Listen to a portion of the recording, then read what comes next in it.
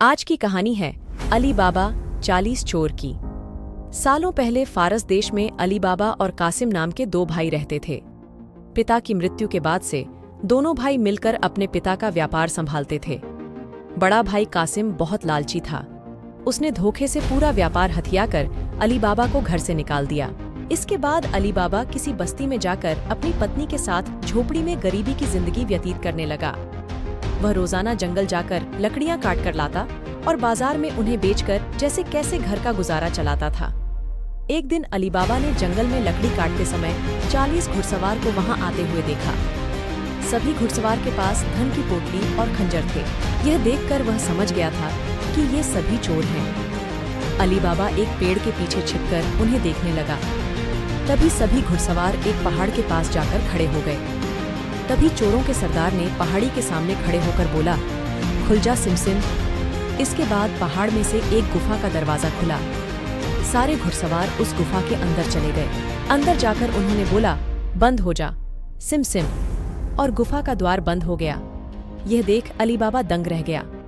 कुछ देर बाद वो दरवाजा फिर से खुला और उसमें से वो सभी घुड़सवार निकले और वहां से रवाना हो गए। अली बाबा यह जानने को बेताब हो गया कि आखिर इस गुफा में क्या है और वो सब यहाँ क्या कर रहे थे। इसके बाद उसने गुफा में जाने का फैसला किया।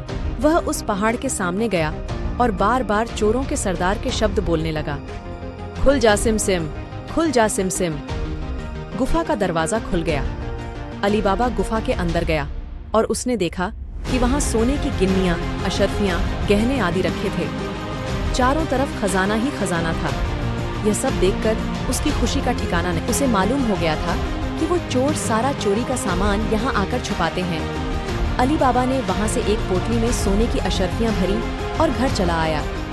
घर जाकर अली बाबा ने इस पूरे किस्से के बारे में अपनी पत्नी को बताया। एक साथ इतनी सारी अशर्फियाँ देखकर उसकी पत्नी हैरान रह गई और अशर्फियों को गिनने बैठ गई। तभी अली बाबा ने बोला कि ये इतनी अशर्फियाँ हैं कि इन्हें गिनते गिनते रात हो जाएगी। मैं गड्ढा खोदकर इन्हें छुपा देता हूँ, जिससे किसी को भी हम पर शक न हो। अली बाबा की पत्नी बोली, मैं इनकी गिनती नहीं कर सकती हूँ, लेकिन अंदाजे के लिए इन्हें तोल तो सकती हूँ। अली बाबी की पत्नी भागती हुई कासिम के घर गई और उसकी पत्नी से गेहूं को तोलने के लिए तराजू मांगने लगी। यह देखकर कासिम की पत्नी को उस पर शक हुआ। उसने सोचा कि इन गरीब लोगों के पास अचानक उनके पास इतना अनाज कैसे आया। वो अंदर गई और तराजू के नीचे गोंद लगाकर लाई और उसे दे दिया। रात को अली बाबा की बीवी ने सारी अशर्फियों को तोला और तड़के सुबह उनका तराजू लौटा आई। कासिम की पत्नी ने तराजू को उल्टा करके देखा तो उस पर सोने की एक अशर्फी चिपकी हुई थी। उसने यह बात अपने पति को बताई। कासिम और उसकी पत्नी यह जानकर जलभुन गए। दोनों को रात भर नींद नहीं आई। सुबह होते ही कासिम अली बाबा के घर गया और उससे धन का स्रोत पूछने लगा। यह सुनकर अली बाबा ने कहा, आपको कोई गलतफहमी हुई है, मैं तो एक मामूली लकड़हारा हूँ। कासिम ने बोला कि तुम्हारी बीवी कल हमारे घर से अशर्फियों को तोलने के लिए तराजू लेकर गई थी। ये देखो, ये अशर्फी तराजू पर चिपकी मिली है। सब सच बताओ, नहीं तो मैं सबको बता दूंगा कि तुमने चोरी की है। ये सुनकर अली बाबा ने सच सच सारी कहानी बता दी। कासिम के मन में लालच आ गया। उसने खजाना हथियाने का प्लान बनाया और अगले दिन गुफा पहुँच गया। वह अपने साथ एक गड्ढा भी लेकर गया ताकि वह उस पर खजाना लाद कर ला सके। गुफा के सामने पहुंचकर उसने अली बाबा ने जैसे बताया था वैसे ही किया। उसके खुल जा सिमसिम बोलते ही गुफा का दरवाजा खुल गया। अंदर पहुंचकर चारों तरफ खजाना देखकर वह भौचक्का रह गया। उसने बोरियों में सोने की सिक्के भरे और बाहर निकलते समय क्या बोलना है वही भूल गया। गुफा से बाहर निकलने के कासिम ने तमाम प्रयास किए, लेकिन कोई रास्ता न निकला।